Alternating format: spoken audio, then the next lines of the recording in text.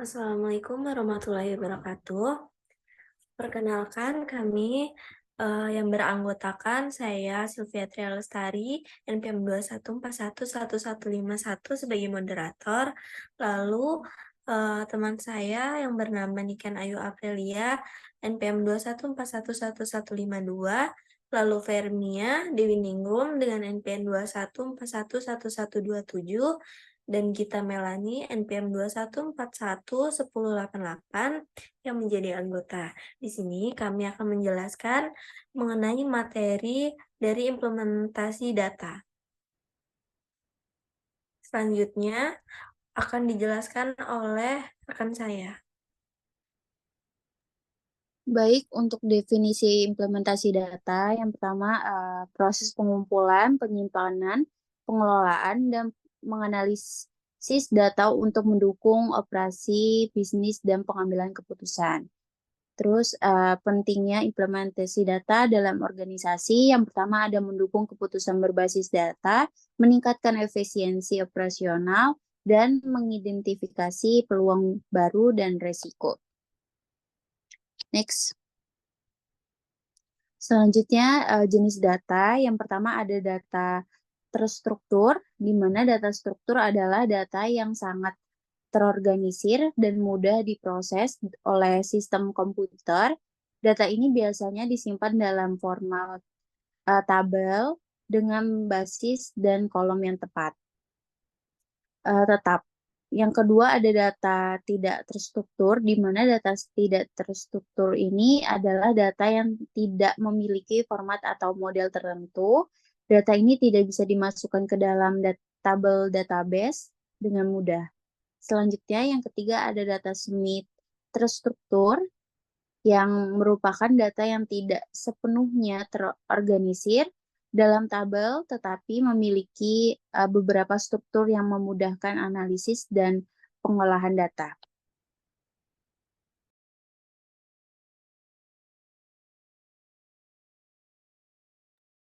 Yang selanjutnya tentang strategi implementasi. Yang pertama yaitu penetapan tujuan bisnis, yaitu menentukan tujuan yang ingin dicapai dengan big data dan prioritas berdasarkan nilai bisnis terbesar. Kedua, peta jalan implementasi. Buat roadmap yang mencakup langkah-langkah spesifik, mulai dari pilot project hingga ekspansi skala besar. Yang ketiga, yaitu pemilihan teknologi. Pilih platform dan alat yang tepat, misalnya Hadoop Spark, serta tentukan apakah akan menggunakan solusi cloud atau on-premise. Yang keempat yaitu pengembangan kapabilitas tim, yaitu investasikan dalam pelatihan dan pengembangan keterampilan untuk staf serta rekrut tenaga ahli yang diperlukan. Yang terakhir yaitu keamanan dan kepatuhan. Implementasikan kebijakan keamanan untuk melindungi data dan pastikan kepatuhan terhadap regulasi privasi dan perlindungan data. Selanjutnya yaitu sumber data, yaitu ada data internal. Data internal adalah data yang dikumpulkan dan dihasilkan dari dalam organisasi. Sumber data ini berasal dari berbagai sistem dan proses internal yang mendukung operasional sehari-hari, seperti ERP, Enterprise Resource Planning, kemudian CRM, Customer Relations Management, dan database operasional. Yang kedua ada data eksternal. Data eksternal adalah data yang diperoleh dari luar organisasi. Data ini sering digunakan untuk mendapatkan wawasan tambahan dan memperluas pandangan bisnis. Seperti yang pertama media sosial, data pasar, serta data pemerintah.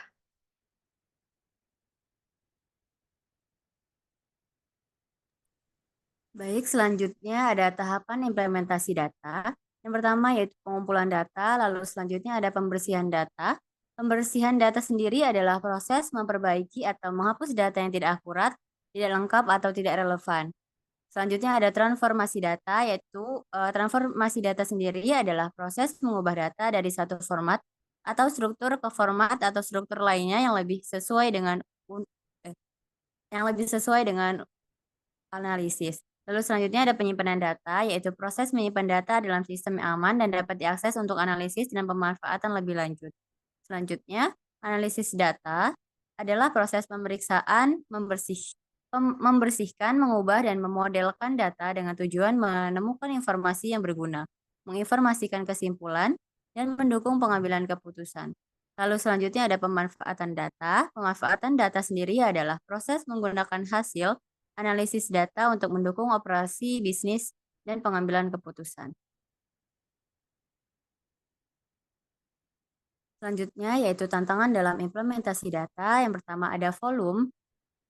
Skala data yang besar, pengolahan data dalam jumlah besar memerlukan infrastruktur penyimpanan yang cukup dan efisien. Skalabilitas infrastruktur menjaga agar sistem tetap dapat diandalkan dan cepat meskipun data terus bertambah. Lalu selanjutnya velocity. Velocity ada kecepatan data masuk dan sistem processing. Kecepatan data masuk sendiri adalah data harus diproses dalam waktu nyata atau mendekati waktu nyata untuk memberikan nilai yang relevan. Untuk selanjutnya ada stream processing, proses aliran data yang masuk secara terus-menerus seperti data dari sensor LOT atau media sosial. Lalu yang ketiga ada variety, yaitu beragam sumber data dapat berasal dari berbagai sumber dengan format yang berbeda-beda, seperti teks, gambar, video, dan lain-lain.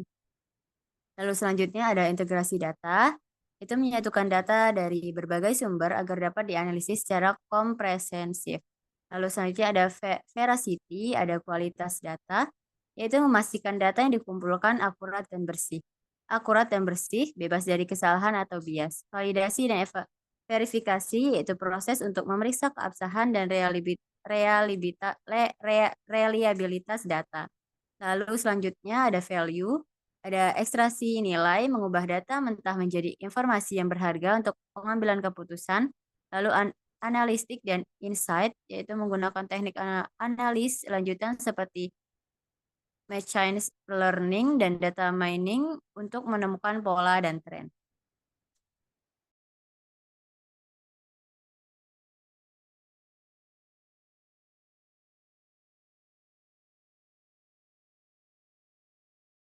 Selanjutnya akan dilanjutkan oleh Sisil atau moderator. Tantangan dalam implementasi data yang selanjutnya adalah keamanan dan privasi. Pelindungan data yaitu menjaga keamanan data dari akses yang tidak sah atau serangan cyber, lalu kepatuhan regulasi, yaitu mematuhi peraturan terkait privasi data seperti GDPR di Eropa. Selanjutnya yaitu manajemen dan penyimpanan. Arsitektur penyimpanan yaitu memilih teknologi penyimpanan yang tepat seperti Hadoop, NoSQL, databases sesuai kebutuhan. Lalu pemeliharaan data yaitu mengelola siklus hidup data dari pengumpulan hingga penghapusan. Lalu analisis dan visualisasi. Alat dan teknik analisis yaitu memilih alat yang sesuai untuk analisis data besar seperti Spark, Flink, dan alat visualisasi seperti Tableau atau Power.